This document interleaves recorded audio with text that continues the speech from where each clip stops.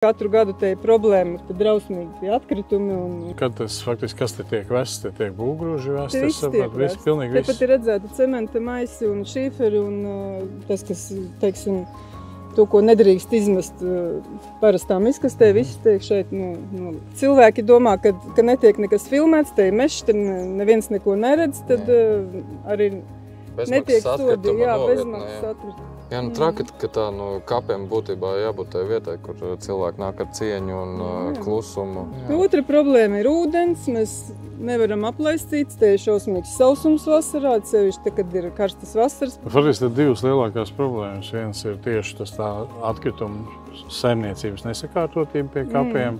Un otrs ir ūdens, kas ir nepieciešams, lai uzturētu visu augu. Tā ir viena no problēmām, ko ar relatīvi vienkāršiem līdzekļiem var atrisināt. Tāpēc man liekas, ka tas ir viens no pirmajiem darbiem, kas jāizdara. Jā, tieši tā. Mēs īstenībā ejam uz vēlēšanām, lai to izdarītu. Jā, vēl veiksmi. Tāpēc cienīsim arī viens otru un nedarīsim tādas lietas.